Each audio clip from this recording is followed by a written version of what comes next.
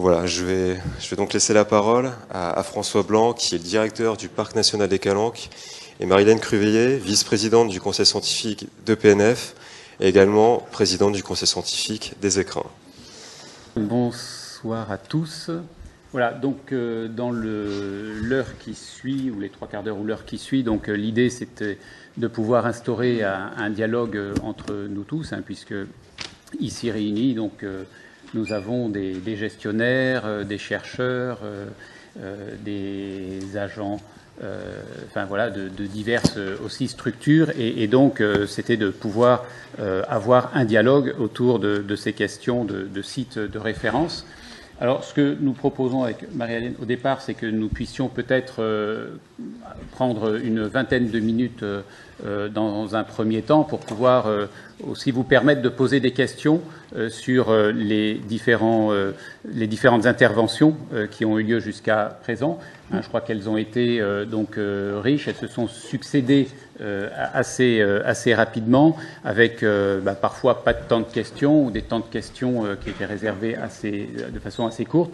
Donc ce qu'on souhaitait peut-être au départ, c'était de vous permettre, voilà, si vous avez quelques questions à poser sur des interventions particulières de la série de cet après-midi, de le faire. Et puis après quoi, on pourra donc débattre sur ces questions de façon plus générale. Voilà, après, dans un deuxième temps, on abordera effectivement, on essaiera d'échanger, de faire en sorte que la salle parle à la salle sur ce concept de site de référence, c'est-à-dire ceux qui ont bien sûr exposé déjà leur expérience peuvent en parler pour apporter des précisions sur la façon dont ils ont mis en œuvre cette notion et ce concept, et surtout, je dirais, ceux qui, dans la salle, ne l'ont pas expérimenté, ont là l'occasion d'interroger à la fois les parcs, les autres scientifiques, pour approfondir cette notion de site de référence et voir en quoi ça peut les interpeller eux-mêmes. Et on a besoin que ce dialogue, effectivement, puisse s'instaurer pour pouvoir aller plus loin, c'est le but de ces journées, que d'aller aussi loin que possible dans l'échange entre la communauté scientifique et les parcs nationaux. Donc ce soir, c'est sur l'objet site de référence, en quelque sorte, qu'on souhaite provoquer le dialogue, et puis demain, on prolongera sur les relations sur d'autres registres qu'il peut y avoir entre la recherche et les parcs nationaux. Voilà les deux temps qu'on vous propose. Donc, première partie, si vous avez des questions qui vous restent dans la gorge et que vous n'avez pas pu poser tout à l'heure sous la main autoritaire d'Adrien, mais qu'on remercie pour cet exercice ô combien ingrat, bien on va prendre quelques minutes là pour que vous puissiez les poser. Bonjour, je suis Lidvine Lemire-Pêcheux du Parc national des Calanques. Alors moi, je me posais la question si y avait des sites de référence sur la gouvernance, parce qu'on a vu tout ce qui était suivi écologique, tout ce qui était, on va dire, socio-écosystème, avec les pratiques, les usages, etc. Et donc, j'ai l'impression qu'il y a un petit trou. Bon, alors bien, Lidvine, elle embraye directement sur sur la deuxième partie. Mais c'est pas grave, on va faire ça. Voilà. Alors c'est effectivement un des éléments, si la question n'avait pas été posée, qu'on aurait probablement soulevé tous les deux, c'est effectivement la dimension sciences humaines et sociales dans l'ensemble des sites de référence qu'on n'a pas forcément, on l'a abordé dans un ou deux cas. Donc là, je vais me retourner tout de suite vers la salle et vers ceux qui veulent bien répondre à cette interrogation. Raphaël. Oui. Voilà, je compte sur toi. Alors, je dirais que chez nous, il n'y a pas de site de référence concernant la gouvernance. Par contre, deux choses. Dans les instances en fait de gouvernance du parc national, on a un comité de vie locale qui est une représentation des acteurs sociaux, économiques en fait. Donc là, il fonctionne plus depuis un an. Mais on est en train de réfléchir justement de façon concertée avec les habitants, voir comment est-ce qu'on peut le remettre en place.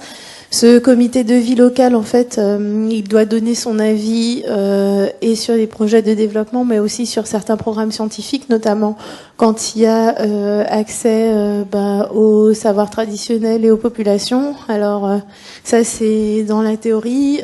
Dans le fonctionnement, ça marche parfois un peu moins bien pour plein de problèmes liés à de la médiation qui est peut-être pas suffisante, etc. Et puis par aussi la masse des sujets qu'il y a à traiter. Quand vous avez la science versus le développement, c'est un schéma un peu grossier, mais du coup les problèmes de développement l'emportent parfois sur des problématiques scientifiques qui sont ça peut être la gestion de la chasse et de la pêche, hein, mais quoi qu'il en soit, c'est moins important que l'accès en eau, en électricité, etc. Deuxième chose, sur la vallée du Maroni, enfin sur le bassin du Maroni, donc qui est le fleuve frontière entre la Guyane et le Suriname.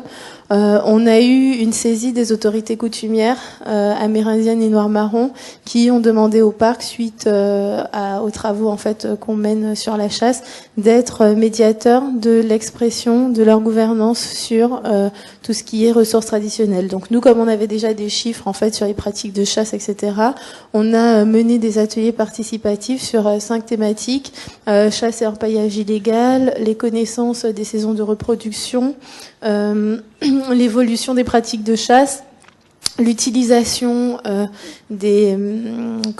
l'utilisation de piles en gros mammifères de la faune.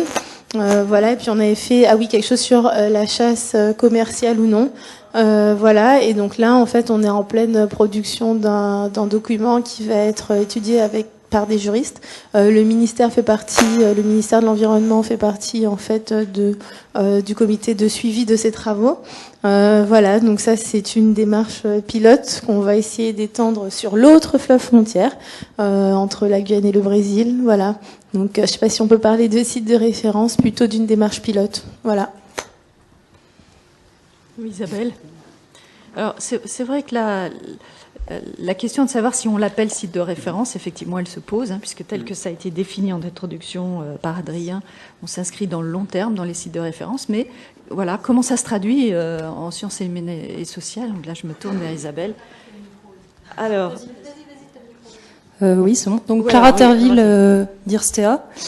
Donc je pense qu'il y a un certain nombre d'études qui sont menées en parallèle, soit dans le réseau des parcs, soit dans le réseau des réserves naturelles, sur ces questions de gouvernance, de jeu d'acteurs, de règles, d'analyse institutionnelle.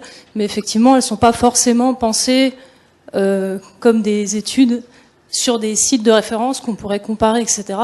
Mais il y a pas mal de travaux dont on pourrait utiliser les résultats comme une base pour aller vers la création de comparaisons interréseaux sur ces questions de gouvernance.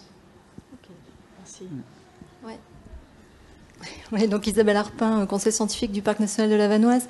Je pense que de manière générale, il faut, dans toute la mesure du possible, associer les approches en sciences naturelles, pour le dire vite, avec des approches en sciences humaines et sociales, et que cette combinaison des approches, elle vaut aussi pour les sites de référence. Les sites dont on a parlé, qu'il s'agisse des sites pour conduire des inventaires biologiques généralisés, qu'il s'agisse d'un programme comme Alpage Sentinelle, enfin on pourrait multiplier les exemples, ce sont aussi des sites dans lesquels peuvent être conduites des approches en sciences sociales. Je crois que ces sites auraient beaucoup à y gagner et qu'on a à nouveau tout intérêt à joindre les différents types d'approches, plutôt que de penser séparément des sites de référence pour les sciences naturelles et des sites de référence pour les sciences humaines et sociales. Ça me paraît extrêmement important. Oui, d'ailleurs, oui, tout à fait dans ce sens-là, d'ailleurs, et un petit complément, je me permets, par rapport à l'expérience effectivement Calanque. On a présenté tout à l'heure donc les travaux qui étaient faits justement sur l'installation d'état zéro, et particulièrement sur la question de connaissance du milieu et la question notamment des zones de non-pêche. Donc on l'a dit, association des acteurs, mais en même temps, effectivement, il est apparu important de pouvoir suivre aussi, avec donc avoir une approche un peu sociologique et économique de suivi, je dirais, de l'ensemble des acteurs et des travaux du parc d'une certaine façon, dès lors que justement des mesures un peu nouvelles s'installent, et ça nous paraissait en effet là important, et de pouvoir suivre dans le temps et d'accompagner, de combiner finalement cette dimension avec la dimension de connaissances, je dirais, techniques particulières. Oui, je pense, enfin, c'est simplement pour enfoncer le clou un peu plus. Et il me semble que, c'est vrai, on peut utiliser les travaux qui existent déjà, plus larges, plus globaux, mais il me semble très important que on documente, en quelque sorte, les sites de référence au même moment, au démarrage des inventaires qui sont faits ou de toutes ces suivis qu'on met en place, parce que il est bien évident qu'il y a si on veut pouvoir interpréter de manière pertinente les évolutions qu'on observe. Il y a les évolutions bien sûr biophysiques ou naturelles en quelque sorte, mais elles sont sous la dépendance malgré tout de ce qu'on appelait la gouvernance ou du contexte territorial dans lequel ce site de référence se situe. Donc si on veut vraiment avoir une interprétation pertinente, il faut le faire en même temps. Il faut que ça se passe au démarrage. C'est ça qui était le plus difficile à faire. Je pense que la notion de zone atelier était faite un peu pour ça aussi. Enfin, c'était pour permettre aux sciences naturalistes et aux sciences humaines de travailler ensemble et d'élaborer une problématique commune. Sinon, on va avoir des interprétations contestables.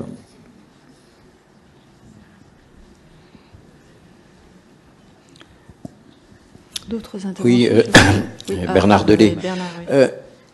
Sans casser le système qui fonctionne bien, moi je pense quand même qu'il faudrait qu'on réfléchisse à élargir un peu cette notion de site de référence. Je crois qu'il serait très intéressant d'abord de se dire, ça vient d'être dit un peu, que les sites de référence, certes, il y a les observations que l'on fait aujourd'hui, mais on peut très bien tenir compte des observations qui ont été faites hier. Je prends un exemple. Dans le devenir d'un territoire, vous pourriez très bien aller voir le cadastre pour savoir qu'est-ce qu'on cultivait sur telle ou telle parcelle ou dans telle ou telle région, et on sait que ça a de l'importance sur ce qui se passe aujourd'hui. Donc, il y a les observations d'aujourd'hui, mais il y a les observations d'hier, et puis je me demande, alors peut-être faudra-t-il changer le nom, mais si on met trop de nom, c'est ennuyeux, il faudrait se dire qu'un site de référence est un endroit qu'on connaît bien, sur lequel on a des données qui peuvent être utilisées, mais où finalement, on va peut-être pendant un certain temps faire des données qui ne dureront qu'un certain temps pour une problématique bien précise et qu'un chercheur portera, mais qui va s'intégrer dans le long terme sans forcément être obligatoirement du long terme. Alors, je ne veux pas casser ce qui existe, il faut y réfléchir, je l'ai très mal expliqué, mais je crois que ça vaut quand même une certaine réflexion. Tu mets en évidence une des difficultés qu'il y a, que toutes les recherches ne sont pas sur les mêmes pas de temps, elles n'ont pas... les objets qu'elles étudient n'ont pas forcément les mêmes pas de temps, et dans les zones ateliers d'ailleurs, un des exercices consiste à bien définir effectivement quel est le contour de la partie commune du travail, entre sciences humaines et sociales et puis sciences biophysiques ou naturelles. Et effectivement, les échéances sont pas les mêmes, les articulations sont pas évidentes, et ça reste un challenge de cet exercice. Et je pense que c'est les parcs nationaux, avec leur qualité d'acteurs sur le terrain dans la durée, sont susceptibles d'aider justement à articuler ces différents pas de temps. Et la zone atelier, en fait, ça veut dire il y a un endroit où on a décidé qu'on allait regrouper les forces. Et parce qu'il a un certain nombre de qualités, on le fait à cet endroit-là, ou on le fait dans ce réseau-là, le réseau étant souvent attaché à un objet particulier. On a vu l'axe sentinelle, alpage sentinelle, mais on se rend compte qu'il s'élargit aussi au fur et à mesure des problématiques des scientifiques. Et là, moi, je trouve que ce qui est intéressant peut-être à soumettre à cette Assemblée, c'est cette articulation effectivement entre des questions de type social et des questions de type biophysique. Là, je me tourne vers les scientifiques qui sont dans la salle. Comment est-ce qu'ils voient les parcs nationaux comme une opportunité de conduire un tel exercice, j'ai oublié ma deuxième question au fil, mais ça me reviendra tout à l'heure. Ça me paraît être, en tout cas, pour les parcs nationaux, une excellente offre de services à l'égard de la communauté scientifique qui a elle-même beaucoup de mal à faire cette articulation. Maintenant, est-ce que certains reprennent la balle au bond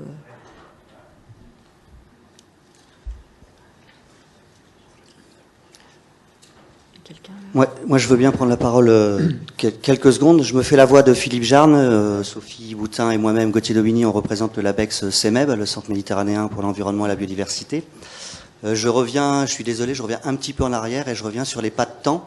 Alors, sans que ça soit contradictoire, je pense que les sites de référence que j'ai vu présenter aujourd'hui sont une opportunité énorme pour les scientifiques, d'autant que ça fait parfaitement écho à l'évolution de l'écologie, notamment, qui depuis 30 à 40 ans maintenant s'inscrit dans les recherches diachroniques. On est en demande absolue et permanente de cortège de données dans la durée. Là, ça s'y prête parfaitement.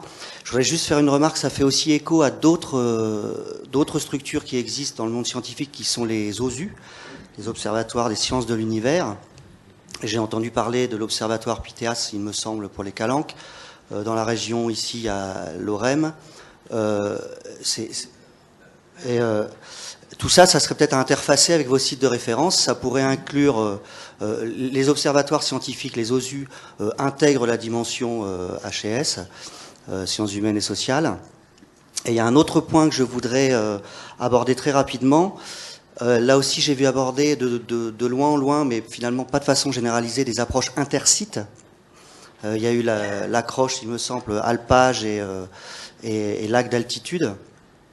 Là encore, pour une communauté scientifique, c'est fondamental d'avoir des sites qui soient différents. Ça fait des réplicas, ça permet d'aborder des questions qui soient de grande emprise, type changement climatique ou des choses comme ça, des choses qui soient généralisables. Donc là, il y a peut-être des choses à faire en termes d'interparcs, des rapprochements et cet interfaçage avec les structures scientifiques. Voilà, c'était juste une remarque, il n'y a pas de question là-dessus. Oui, bonsoir, Didier Babin, donc je suis président de MAP France. J'ai une question sur la réflexion et la manière dont vous concevez ces sites de référence dans le cadre des infrastructures de recherche, à travers par exemple Ecoscope. Est-ce qu'il y a une réflexion sur la manière de concevoir l'archivage de ces informations dans un cadre un peu plus coordonné à l'échelle française, voire à l'échelle européenne ou mondiale, simplement aussi pour utiliser ces données sur du long terme, en étant sûr qu'elles puissent réellement être réutilisées à la fois par les références du type de données qu'on peut avoir et précisément pouvoir les réutiliser, et aussi en termes de propriété intellectuelle. Je ne sais pas si quelqu'un là peut répondre, en particulier sur ce réseau-là. Oui.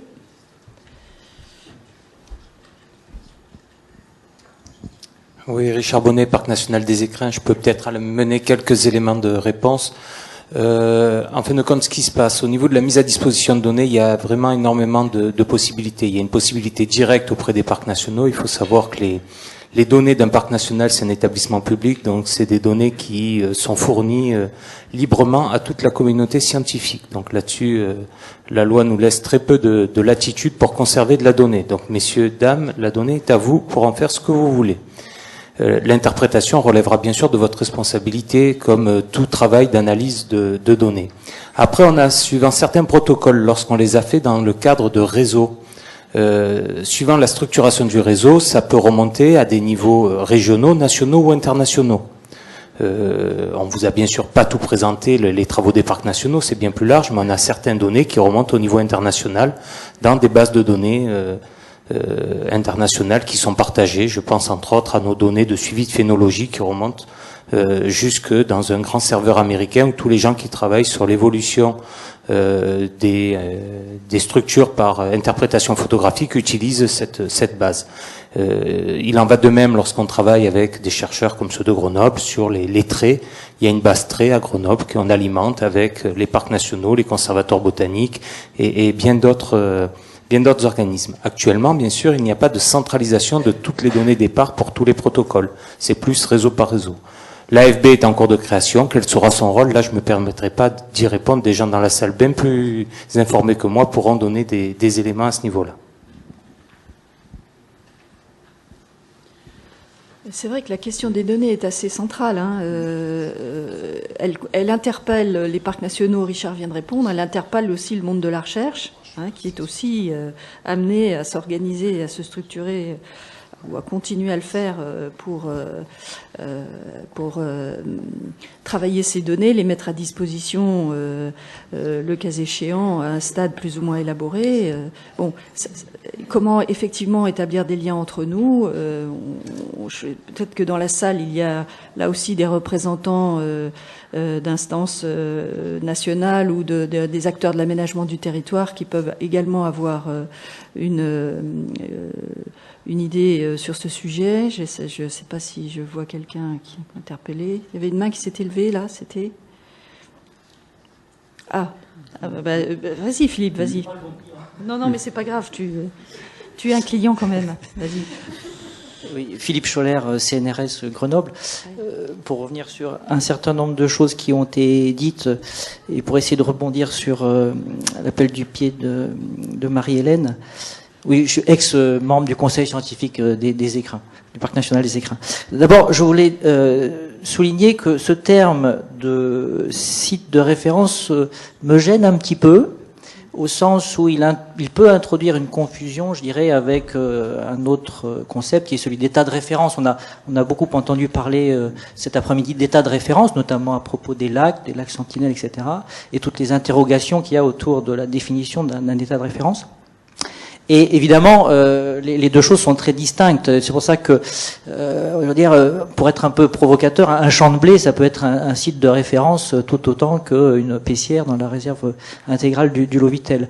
Donc, pour ça, je préfère parler de moi de sites ateliers, c'est-à-dire des sites sur lesquels effectivement la communauté a investi des efforts pour faire des suivis de long terme, on l'a souligné, des suivis qui concernent non seulement les sciences de la nature, mais également les sciences humaines et sociales. Donc il y a cette dimension effectivement d'inscrire les actions dans le temps long. Donc ça c'est, à mon avis, un des critères clés pour dire si un site est atelier ou pas.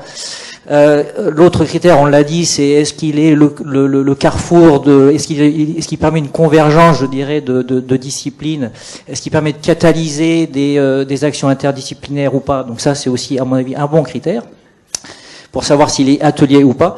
Et je dirais qu'il y a un autre aspect également qui est on va dire l'aspect comparatif. J'aurais tendance, on a parlé un petit peu de gradient d'anthropisation notamment cet après-midi.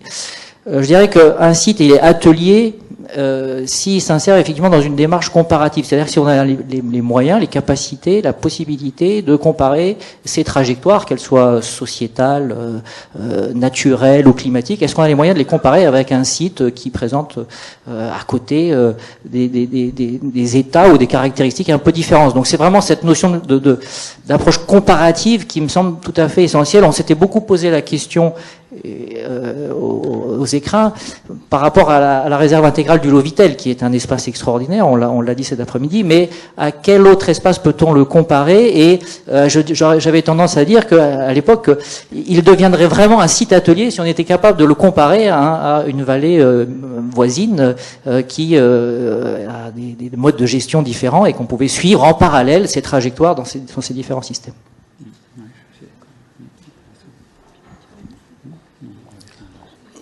Oui. Alors, que je fasse attention. Alors, oui, ensuite il y aura Franck.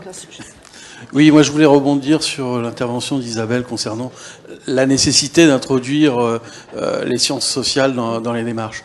Alors je me suis pas présenté, je siège au conseil scientifique du parc du Mercantour. C'est quelque chose qui me semblait une évidence il y a quelques années quand je suis arrivé au conseil scientifique du parc.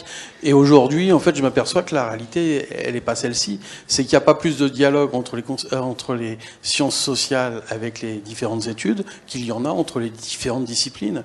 Et que là, on l'a vu au travers il y a 3 exemples qui ont été présentés, l'axe Sentinelle, alpage Sentinelle, mais aussi l'approche sur les bois où les liens sont totalement évidents et où il y a un chevauchement énorme de l'approche, et je pourrais aller au-delà avec l'analyse régressive évoquée sommairement à partir des cartes d'état-major.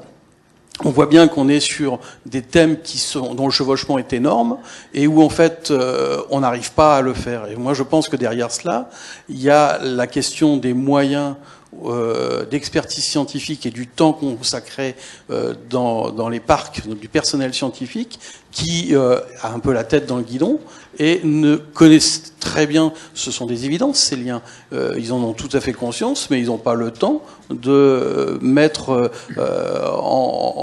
ensemble, de faire accrocher ces différents programmes, avec de l'autre côté une population de chercheurs qui a des thèmes de recherche très ciblés et qui, pour que la recherche soit efficace, il faut qu'il y ait des bords qui soient bien nets. Et on a beau évoquer l'interdisciplinarité, la diachronie, le multiliscalaire et tout ce que vous voudrez, dans les faits, on n'arrive pas à le faire parce qu'en fait, on n'a pas les moments de rencontre et qu'en même temps, les seuls qui pourraient le faire, c'est les personnels scientifiques des parcs auxquels on réfute souvent même ce statut de scientifique.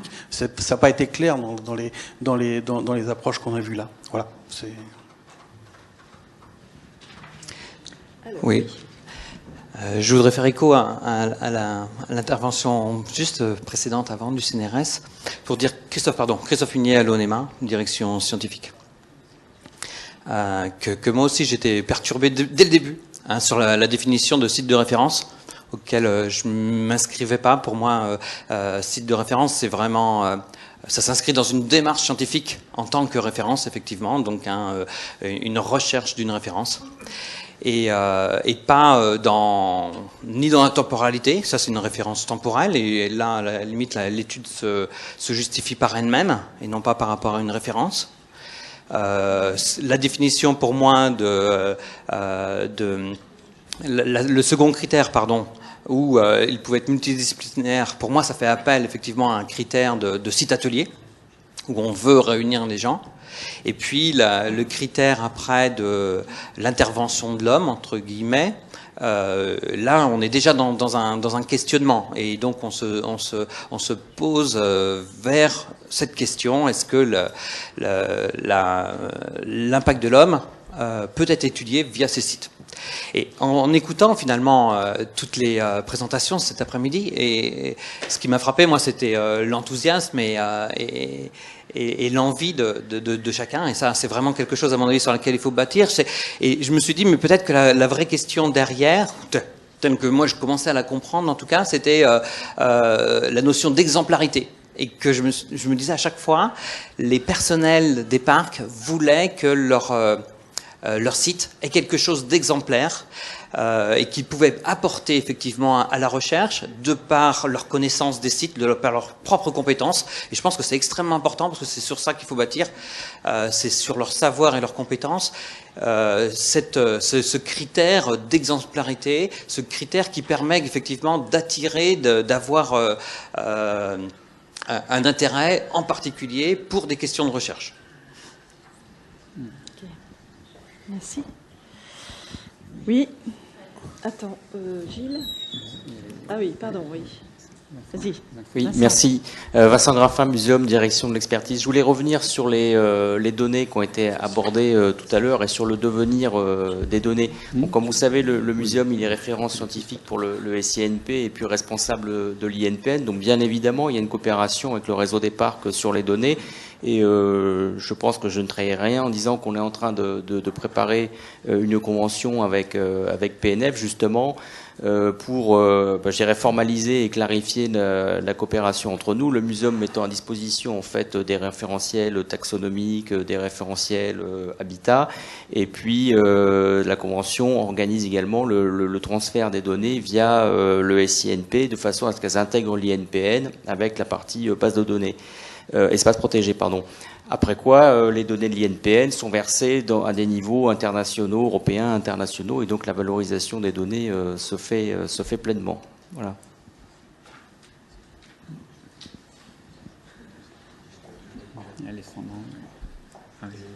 Il y avait Michel. Oui. Rapidement, j'ai une intervention. Ah pardon, le temps que le micro t'arrive.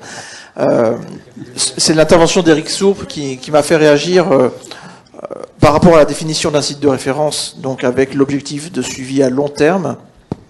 Et dans la présentation d'Éric, on a vu comment le départ en retraite de Jean-Paul Crank devient finalement un cataclysme par rapport à ce site, puisque pratiquement il s'arrête. Et moi je pense que dans la définition du site de référence, ou au moins dans les prérequis qu'il faudra avoir à la mise en place, je pense qu'il y a deux notions à bien avoir en tête.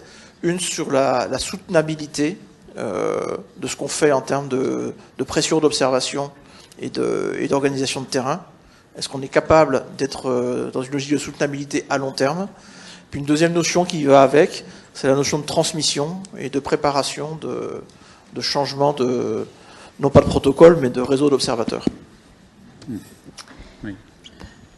Je rebondirai après. Oui, Alessandra. Oui, excusez-moi, je voulais intervenir avant parce qu'en fait, j'avais une petite réponse à fournir au monsieur de l'ONEMA, mais qui est parti. Donc, d'où la nécessité d'intervenir rapidement, mais... Irait bien, à votre avis, ou... Non, pas grave, bon, ça intéresse tout le monde. Bon, je suis désolée, mais voilà, c'était par rapport à la notion... Donc, il a souligné le concept d'exemplarité par rapport à un site de référence sur lequel il n'était pas d'accord. Et il a dit à la fin qu'il serait vraiment intéressant de mesurer sur certains sites l'impact de l'homme. Donc, je pense que voilà, le public a remarqué que parmi tous les sites présentés cet après-midi, il y en avait un au moins dans le parc de Calanque qui ne tenait pas à des critères d'exemplarité. C'était la cuvette de Cortiou. Et c'était pour répondre aux messieurs, c'est un site très très fortement anthropisé, où il y a différentes initiatives de projets de génie écologique, de réhabilitation. J'ai juste présenté un projet de réhabilitation de fonds, mais il y a d'autres projets portés par MPM, par la CERAM, par des structures qui sont liées, par exemple, aux stations d'épuration, à l'assainissement, etc. C'est des projets de transplantation de cystosères. Alors moi, je ne sais pas personnellement comment je me positionne par rapport à tous ces projets de génie écologique. La chose que je trouvais intéressante, c'est que il y a une confluence de tous ces projets pour aller essayer de bâtir un projet de recherche et développement dont le nom est BEST, pour essayer de trouver une méthodologie de quantification de l'impact de l'agglomération sur la biodiversité. Et voilà, donc un site de référence aux antipodes de l'exemplarité. Merci. Oui, il faut que ce soit exemplaire. Oui. Tu veux intervenir, Bernard? Oui. Oui, quelqu'un. Oui, vas-y, allez-y. Denis Bassargette du Bureau des Parcs et Réserves. Je voulais juste attirer l'attention sur le danger qu'il y a à morceler un espace protégé, un cœur de parc national ou une réserve naturelle. Je développe un tout petit peu. Je reviens à la carte sur la partie marine des Calanques qu'on nous a présenté tout à l'heure. Très clairement, on a vu quels étaient les sites de référence. Une lecture rapide de la carte, c'est pas la mienne, hein, mais une lecture rapide de la carte conduirait à conclure qu'à côté de ces sites, il se passe rien. Et ça, c'est un danger dans un cœur de parc, dans un espace protégé, dont la délimitation est compliquée. Moi, il me semble qu'un cœur de parc, une réserve naturelle ou un espace protégé, c'est en soi un site de référence, dans sa totalité. Après qu'à l'intérieur, on isole des micro-sites ou des espaces ateliers qu'on peut différencier en fonction d'un protocole particulier, d'une discipline, d'une temporalité particulière, c'est tout à fait concevable. Et dans cette conception, le cœur de parc ou la réserve apparaît comme une mosaïque de sites de référence. Mais il faut faire attention de toujours relier cette notion de site de référence à une discipline et ne pas laisser penser qu'en dehors de ces sites, il ne se passe rien et que le cœur est surdimensionné. Parce que ça, c'est vraiment un danger pour des gens qui n'ont pas notre connaissance des dossiers et des logiques des espaces protégés. Peut-être, je rebondirai après. Oui. Monsieur. Alors attends, il y a Laurent, Bertrand. Merci. C'est pour répondre à Alessandra? Oui, c'est pour répondre. Alors, je pose que Alessandra. Sans faire un débat après sur... Désolée, hein, c'était juste pour préciser que je suis désolée si je vous ai donné l'impression qu'à côté de ce site ne se passe rien. À côté de ce site, il se passe beaucoup, énormément de choses depuis des décennies. C'est juste que, à un moment donné, il faut faire un effort de priorisation parce qu'on ne peut pas tout faire en même temps. Mais je serais ravie de vous présenter ce qui se passe dans le reste du territoire marin du parc. Et par ailleurs, j'ai mis justement la diapositive sur les habitats remarquables. Et j'ai commencé mon commentaire en disant que les EDNP étaient loin d'être les seuls secteurs d'habitat et d'espèces d'intérêt. Donc voilà. Après, une autre chose, les sites, je veux dire les parcs nationaux, les aires marines protégées sont généralement... vous avez raison, je suis totalement d'accord avec vous sur le fait de considérer, disons, la globalité du site comme un site de référence. Parce que, à quelques exceptions près, dont le parc de Calanque peut éventuellement faire partie, c'est des territoires où, comment dire, la nature est exceptionnelle et prime sur tous les impacts et les conséquences qu'ils peuvent produire au niveau des milieux naturels. Oui, juste peut-être un point. Oui, pardon. vas-y. Oui, ce que je voulais juste dire, effectivement, pour rebondir, et puis après, effectivement, ça va circuler, c'est que, voilà, il s'agit bien, effectivement, de sites de référence pour la recherche, mais du coup, qui peuvent, effectivement, poser une question d'ordre sémantique, mais je crois que ce qui est important, puis on va peut-être en rediscuter, c'est aussi le lien, et ça, je pense que c'est important, avec les questions des stratégies scientifiques. C'est-à-dire que je pense, effectivement, il faut qu'on se questionne bien sur, finalement, quels sont les enjeux sur un territoire, quels sont les objectifs que l'on fait. Toute cette réflexion est une réflexion qui est forcément ouverte entre des gestionnaires, des acteurs du territoire, le monde de la recherche, de la science. Je crois que c'est ça aussi, ce territoire très particulier qui est un parc national et qui doit permettre d'aller vers une stratégie scientifique. Donc un certain nombre de parcs, d'ailleurs, sont d'ores et déjà dotés d'une stratégie scientifique, d'autres sont en train de se doter. Et je pense que c'est ces moments-là qui doivent aussi permettre de bien définir un certain nombre de questions et qui peuvent ensuite conduire vers l'identification de sites de référence pour la recherche, en tout cas d'un certain nombre de questionnements. Et sachant aussi, et c'est un autre sujet, je pense, qui doit être aussi débattu, c'est que tout ça doit être évidemment aussi évalué donc dans le temps. Donc la question était évoquée par Bernard quand il parle effectivement de la durée dans le temps. Je pense qu'aussi il y a une question évaluative qui doit à un moment ou à un autre se poser. Voilà, donc il y a l'articulation effectivement avec les stratégies scientifiques sur ces territoires et donc qui est forcément quelque chose de très ouvert avec l'ensemble, la diversité de ceux qui sont notamment là réunis ici, et puis cette question de processus d'évaluation donc qui doit se faire. Johan Payet, IRSTEA, je vais empiéter un petit peu sur la séquence de demain, mais ça permettra de méditer ça cette nuit. Du coup, je ne sais plus ce que je voulais dire. Oui, dans les différents types de recherches qui ont été mentionnés par Baptiste Netier, la recherche de type 1, là, celle qui remonte des gestionnaires vers les chercheurs, j'ai bien noté les besoins d'analyse qui sous-entendent statistiques des données qui sont collectées. Or, je pense qu'une bonne analyse statistique, elle commence par un plan d'échantillonnage adéquat avec une question qui est derrière, a fortiori si on a des approches comparatives incluant ou non des sites de référence. Et j'ai un petit peu peur que ce soit le parent pauvre de la collaboration chercheur-gestionnaire Et l'exemple des calanques, ça a été très bien dit. On a un site qui est mis en protection, mais les habitats ne sont pas exactement les mêmes que ceux avec lesquels on va comparer. Et du coup, la comparaison, elle est biaisée, et finalement, on ne peut pas en dire grand-chose de ce type-là. Donc, voilà, c'est plutôt un message qui viserait à dire que la comparaison, l'implication du scientifique, elle commence au moment de la définition du protocole d'échantillonnage, et que c'est un point très important de la démarche. Bon, Bertrand, c'est dans le même sens. Bertrand. Ouais. Parce qu'après, il y a plusieurs. Oui, donc Bertrand Galtier du Parc national des Écrins. Je pense que François a bien soulevé la question du lien qu'il y a entre les questions scientifiques qui sont posées sur un site de référence et les enjeux qui se posent aussi sur le territoire.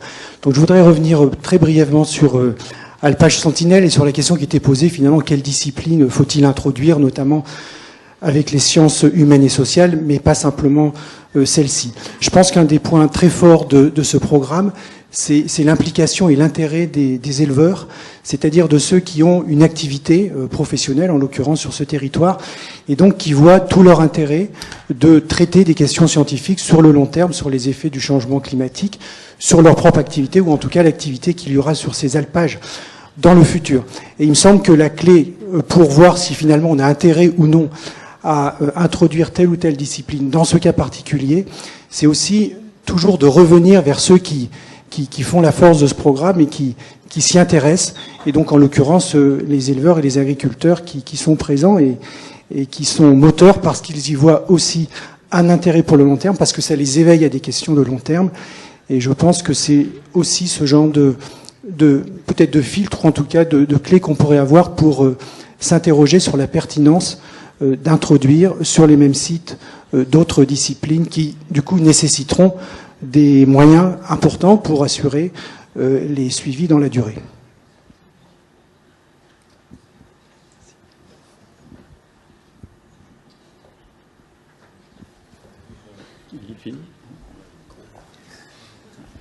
Oui. Oui. Sans faire trop de sémantique, je crois que d'abord, à site de référence ou espace de référence, il ne faut pas mettre une connotation qualitative. Parce qu'en plus, nous, on ne sait pas ce qui est bon et qui n'est pas bon. Moi, je peux trouver peut-être que les rejets de Gardanne sont absolument géniaux parce qu'ils ont une jolie couleur. Donc voilà. Bon, donc, c'est un espace, point. Ensuite, moi, il me semble qu'il ne faudrait pas confondre un état zéro et puis un point de référence qu'on va prendre dans une série de données. Je crois que ce n'est pas du tout non plus la même chose. Il m'avait semblé que dans certaines discussions, on avait tendance un peu à confondre les deux. Et là, il faut faire très attention quand, effectivement, on travaille sur un site de référence, c'est-à-dire un site auquel on se réfère.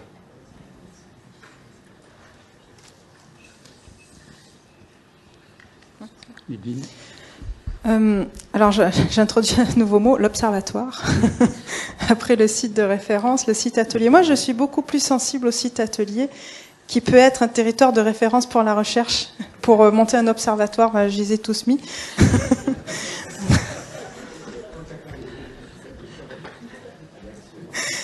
Et c'était aussi pour agir par rapport à l'évaluation. Je pense que ça vaut la peine, dans le processus d'évaluation, à un moment donné, de se dire je suis capable de remettre en question, de se remettre en cause, d'une part, mais de remettre en question la problématique, l'objectif. Parce que des fois, on part sur des suivis à long terme, et je suis tout à fait d'accord avec Bernard, à un moment donné, on peut tout à fait aussi prévoir que les longues séries s'arrêtent, ou alors qu'elles continuent avec un autre objectif. On n'est pas là forcément sur l'éternité des suivis à long terme. Et donc voilà, c'était aussi pour soulever ces points de remise en question et de redéfinition des objectifs. Alors, dans la recherche, il y a quelques termes qui sont un peu consolidés quand même. Le site atelier auquel faisait référence Philippe, il s'est construit depuis des années. Enfin, le CNRS s'est occupé d'en définir les contours Et donc, c'est un objet qu'on commence à avoir qualifié. Il y a aussi les observatoires de recherche en environnement, qui sont des labels. Et puis, il y a les systèmes d'observatoires de recherche en environnement. Enfin, bon, donc il y a des choses qui existent, qui ont leur définition. Je vais dire, là, ça permet d'avoir quelques repères. Et donc, effectivement, pour l'instant de cette discussion, on peut retenir le fait qu'il y a quelques éléments, quelques concepts sur lesquels on pourrait essayer d'apporter quelques précisions pour que chacun se réfère à la même chose et qu'on puisse décrire la diversité de ce qu'on a entendu cet après-midi. Parce que c'est vrai qu'on a eu des objets très différents les uns des autres. Et qui nourrissaient tous cette notion de se placer en référence à quelque chose, soit dans le temps, soit pour être comparé, soit pour être un élément d'inventaire à un moment donné dans le temps. Voilà, bon, on a effectivement sans doute un exercice à faire, là je me tourne vers Bernard, pour essayer de clarifier voilà, les choses. Ouais, alors, il y a... Philippe. Oui, c'était pour revenir sur un point, mais là, je ne sais pas si c'est le bon moment, mais puisqu'à un moment donné, on a parlé des réseaux et dans quel dispositif tout cela s'insérait. J'observe qu'il y a un déficit, je dirais, de communication, d'échange, d'articulation entre des initiatives qui viennent plutôt du ministère de l'écologie et celles qui viennent du ministère de la recherche et de l'enseignement supérieur, notamment lorsqu'il s'agit d'insérer ces sites ateliers ou sites de référence à l'échelle européenne. Parce qu'à l'échelle européenne, par exemple, je prends ma casquette de chercheur, la grande affaire, ce sont les infrastructures de recherche européennes. Et donc ces infrastructures de recherche européennes qui vont bénéficier probablement de financements importants dans les années à venir, on va retrouver notamment ces notions de sites ateliers à travers le LTER, donc c'est le Long Term Environmental Research, donc un réseau qui est déjà structuré à l'échelle internationale, et un réseau dans lequel on va essayer d'insérer notamment ces dispositifs de zones ateliers françaises. Bon. Et ça, c'est piloté par la recherche. Voilà. Et alors, quand les zones ateliers, je dirais demain, incluent des parcs nationaux, des parcs régionaux, tout va pour le mieux dans le meilleur des mondes, parce que tout le monde va se retrouver dans ces réseaux. Mais lorsque ce n'est pas le cas, lorsque les périmètres ne sont pas en intersection, eh bien, ça marche pas. Et donc là, il faut vraiment trouver des moyens d'articuler, de coordonner de manière plus efficace, je dirais, voilà, ces mises en réseau et leur lisibilité à l'échelle européenne. Voilà. Et je crois qu'il y a un gros travail à faire. Alors, je ne sais pas si on a des représentants des deux ministères qui pourraient intervenir là-dessus, mais moi, je voudrais vraiment alerter sur ce point, quoi. Je trouve que, alors peut-être qu'avec l'agence, les choses vont changer, mais il y a encore vraiment des recoupements à travailler et vraiment à essayer de trouver des synergies entre ces réseaux d'espace, quoi, hein, ces réseaux de sites, et là il faut vraiment travailler, quoi. Une autre intervention par rapport aux synergies. Donc moi je suis Nathalie Lamanda, je vais me présenter avec Autochtones, indigènes des parcs. En fait, j'ai l'impression qu'il y a beaucoup de difficultés à articuler déjà la recherche entre différentes disciplines et puis à la faire venir dans des parcs, donc avec des ministères et tout ça, et on voit bien la difficulté d'articuler, puis tout ça, ça tombe sur la tête des gens qui habitent parfois dans les parcs. Et au final, il se pose la question, et je vois qu'il n'y a pas beaucoup d'espace pour cette question de quelle synergie on peut faire pour après certaines questions que les habitants ou différents collectifs peuvent faire remonter à la recherche ou avoir besoin de ces structures qui sont au-dessus. Et j'ai l'impression qu'il y a énormément de contraintes à trouver des sous, des financements pour les différents projets de recherche, monde que je connais par ailleurs. Et du coup, j'ai l'impression qu'on est toujours le côté oublié, finalement, pour que ça puisse remonter dans l'autre sens et avoir vraiment une synergie opérationnelle. Voilà, du coup, je voulais pouvoir le placer là aussi. Merci. Merci pour cette contribution. Je crois qu'effectivement, c'est une dimension qu'il ne faut pas oublier dans la réflexion générale. Peut-être souligner à cet égard que, par contre, les territoires de parcs doivent permettre, je dirais, dans leur fonctionnement, dans leur vie au quotidien, de faire remonter quand même ces questions à travers notamment leurs différentes instances de gouvernance. Alors,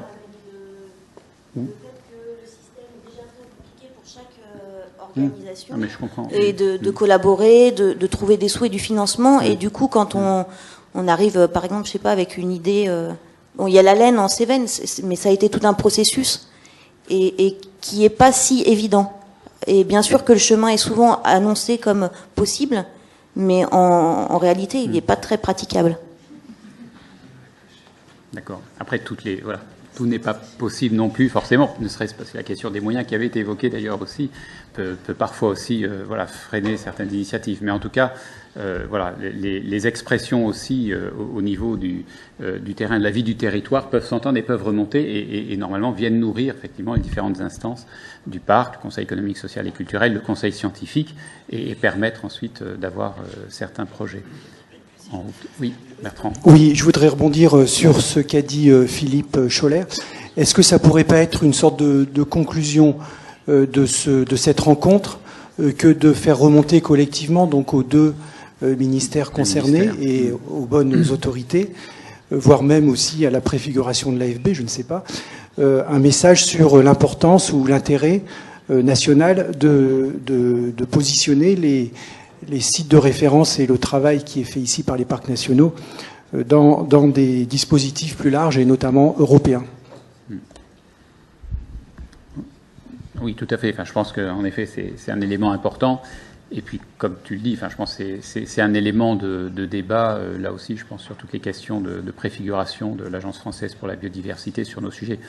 Donc, c'est à la fois, effectivement, pour le réseau des parcs nationaux, mais aussi enfin, pour les autres réseaux d'espaces protégés, et qu'en effet, il y ait cette bonne articulation et ces synergies avec donc les structures de la recherche. Oui.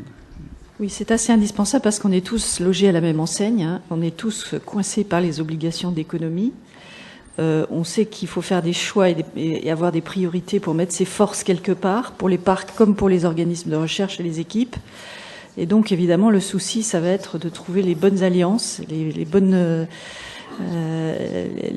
bons endroits pour travailler un certain nombre de questions et qui servent effectivement les intérêts de chacun des deux sphères, là, en l'occurrence. Donc, oui, je trouve que cette proposition est intéressante. Enfin, oui, le site Atelier Alpes est un exemple de cette synergie et de la construction progressive qu'il y a eu, de l'alliance, en fait, entre les intérêts de diverses communautés, et c'est assez emblématique de ce point de vue-là, effectivement. Nathalie Siffer du Parc national du Mercantour. Je voulais juste dire que j'avais vraiment l'impression qu'on avait vu deux beaux exemples là aujourd'hui, avec Alpage Sentinelle et Lac Sentinelle. Alors déjà, j'ai l'impression vraiment qu'Alpage, on travaille avec... Enfin, on travaille, on n'a pas commencé, on va y aller, mais on travaille dans les disciplines culturelles, socio-économiques. Donc le petit plus, je vois... Enfin, ce serait bien qu'on nous explique vers où aller, parce que la discussion avec les éleveurs, la compréhension de leurs pratiques, tout ça, c'est vraiment la logique Alpage Sentinelle qui est vraiment... très efficace, et je pense que ce qui est important, c'est que quand on a des projets qui marchent comme ça, on y aille tous, on bénéficie de l'expérience des collègues, donc c'est vraiment une grosse force. Et puis par rapport aux collègues des Cévennes qui discutent aussi, là, mais que je vais quand même mobiliser,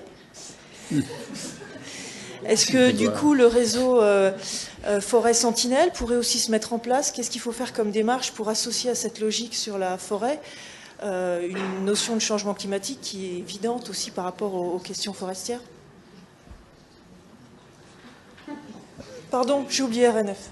Mais la question... Ah non, mais ma remarque, elle est parfaitement dans ton sens, c'est-à-dire qu'à mon avis, donc Nicolas Debève de Réserve naturelle de France, l'avenir au-delà de la simple interaction recherche et gestionnaire, c'est surtout dans la mutualisation des expertises, des compétences, des sites, puisqu'on parlait de gradient anthropique, on l'a dans les parcs, on l'a dans les réserves, on l'a dans les sites conservatoires.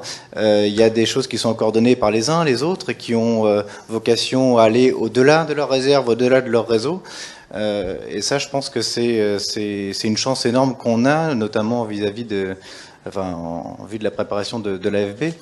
Et puis pour répondre à ta dernière question sur les forêts, je pense qu'en effet, on ne peut plus faire abstraction du changement climatique. Si le protocole n'était pas construit pour ça au départ, on peut très bien imaginer que certains des sites, sur certaines placènes, soient dédiés au suivi et à l'adaptation du changement climatique. Mais c'est une question qu'on devrait tous se poser, c'est-à-dire pas uniquement RNF, ONF en bilatéral, parce que c'est nous qui coordonnons la convention sur ce protocole, mais bien tous les sites qui sont concernés par ce protocole. Isabelle. Oui, je vais être un tout petit peu rabat-joie, mais je crois qu'il y a aujourd'hui un vrai appétit des chercheurs à travailler dans les espaces protégés, dans les parcs nationaux en particulier, un vrai appétit des parcs nationaux à travailler avec les chercheurs. J'ai parfois l'impression que... Pas à la même table. Comment ? Et on n'arrive pas à être à la même table. Si, ils sont souvent à la même table, mais il ne faut pas oublier que travailler dans les parcs nationaux, il y a aussi des contraintes. Donc on met beaucoup en avant tous les avantages que ça présente. Attention à bien expliciter d'emblée les difficultés que ça peut aussi présenter pour des chercheurs de travailler dans des parcs nationaux, que tout n'est pas possible et que si c'est pas explicité au départ, ça peut créer des malentendus. Et puis attention aussi, là je voudrais faire écho à ce qui a été dit tout à l'heure, à ne pas se couper des questions que se posent les populations locales qui ne sont pas nécessairement, qui ne sont habituellement pas celles que se posent les chercheurs. Alors effectivement, il y a des instances dans les parcs nationaux qui sont censées faire remonter ces questions et en rendre compte, mais dans la réalité, quand on regarde les recherches qui sont menées sur le long terme dans ces sites, alors évidemment, il y a des contre-exemples, il y a un très beau contre-exemple avec Alpage Sentinelle, mais il y a aussi des recherches qui sont très loin, des recherches de long terme, il y a aussi des exemples qui sont très très loin des questions que se posent les gens et qui n'y répondent pas. Excusez-moi pour le caractère un peu négatif de cette intervention. C'est pas négatif. Juste une toute petite question encore. Donc ça veut dire qu'Alpage Sentinelle va vraiment dans le sens qu'il faut poursuivre et que là on est sur la bonne voie par rapport à l'intégration des sciences sociales dans nos protocoles et dans nos enjeux. Je suis un peu une fan d'Alpage Sentinelle. C'est un très beau projet parce qu'il est à la fois collaboratif avec les non-scientifiques, parce qu'il y a la possibilité pour collaboration entre différentes disciplines, entre scientifiques et non scientifiques. Il est sur le long terme. Il présente à mes yeux un certain nombre de qualités. Il est en train de s'étendre à un grand nombre de massifs. Donc il a aussi un gradient. D'après ce que je sais, mais Baptiste pourrait en parler bien mieux que moi. Il y a aussi des volontés d'extension à l'international. Enfin, je trouve qu'il réunit beaucoup de belles qualités, quoi. Et j'espère vivement qu'il pourra se prolonger sur le long terme.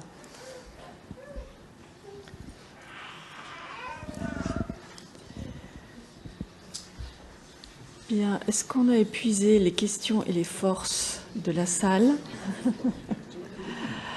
Bon, je pense qu'un certain nombre d'idées ont émergé de cet échange, et en particulier permis de faire émerger quelques voies de réflexion sur lesquelles le Conseil scientifique de PNF, par exemple, pourrait probablement travailler en lien avec ceux des autres parcs. Pour clarifier cette notion, pour voir exactement, effectivement, comment on l'utilise, pour lui donner du relief à l'égard de ce qui va se construire autour de l'AFB à l'avenir, et puis de pouvoir positionner ces espaces dans une construction que la recherche est en train d'élaborer elle-même par rapport à ses propres réseaux, et dans lesquels il faut que les espaces protégés trouvent une place et puissent effectivement offrir la richesse dont on a vu un certain nombre d'exemplaires cet après-midi de leur territoire. Donc effectivement, renvoyer des messages, je pense que c'est aussi un élément qui me paraît intéressant qu'on retienne au titre de ce conseil scientifique, dans la perspective, voilà, de la mise en place progressive de l'Agence française de la biodiversité. Ah oui, vas-y, oui. Philippe, fais-nous une belle conclusion là, s'il te plaît. C'est juste pour préciser peut-être, par rapport à ce que tu viens de dire, Marie-Hélène, et ce qu'a dit Bertrand. Il serait tout à fait envisageable, enfin je pense que ce serait bien perçu en fait par les instances du CNRS, notamment je pense à l'INE, je me tourne vers Bernard, l'Institut National Écologie Environnement. Non, mais c'était aux affaires à un moment donné, à l'INE, de demander en fait explicitement que davantage de parcs nationaux soient intégrés dans des zones ateliers.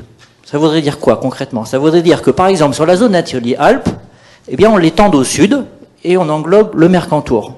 j'ai commencé un petit peu à en discuter avec les personnes en charge de ce dossier, elles y sont tout à fait favorables. Mais on pourrait aussi imaginer que PNF pousse à la création d'une zone atelier sur la façade méditerranéenne. Ça n'existe pas actuellement. On a quand même un hotspot de biodiversité en France et on n'a pas de zone atelier sur la façade méditerranéenne. Du côté des Pyrénées, c'est quelque chose qui commence à se fomenter, je dirais, avec les collègues toulousains, mais il faudrait aussi peut-être appuyer et dire, nous, on souhaite être partie prenante de cette initiative, de cette dynamique. Donc je pense qu'on peut être plus précis par rapport à cette demande-là et peut-être inviter PNF à avoir une action très ciblée, je dirais, sur un organisme. Alors, les zones ateliers, c'est multi-organismes, mais en particulier l'organisme qui coordonne les zones ateliers, c'est-à-dire le CNRS, en leur disant, eh bien, nous, on souhaiterait que... Bien. Merci Philippe pour cette note enthousiaste et dynamique. Je vais rebondir sur ce que tu viens de dire, Philippe, pour dire que effectivement, allusion a été faite tout à l'heure au contexte de notre AFBisation prochaine, et donc PNF bientôt ça sera l'AFB, un morceau de l'AFB, et dans la logique AFB, l'enjeu pour les parcs nationaux, plus généralement pour les espaces protégés, dans un contexte où l'enjeu politiquement martelé sans arrêt de l'AFB, c'est la nature ordinaire, et pas que les espaces à statut, c'est de situer ces espaces à statut, je vais redire le mot, comme des espaces de référence, sur lesquels on mène des travaux particuliers qu'on ne fait pas ailleurs, mais qui profitent à ailleurs. Ça veut dire qu'il faut qu'ils soient en relation. Alors il y a différentes manières d'être en relation. Les zones ateliers, dans un domaine scientifique, ça permet d'être des sites avec une mise en perspective de l'action, c'est extrêmement intéressant. Et en tout cas, moi, ce que je veux vraiment dire, et je l'ai dit en introduction, mais pour les parcs nationaux, puisque c'est l'accroche de cet après-midi de ce séminaire, pour les parcs nationaux, l'avenir, il est dans l'interréseau, il est dans la rencontre des partenaires, pas que scientifiques, des partenaires gestionnaires, et de plus en plus, il est dans se tourner vers l'extérieur.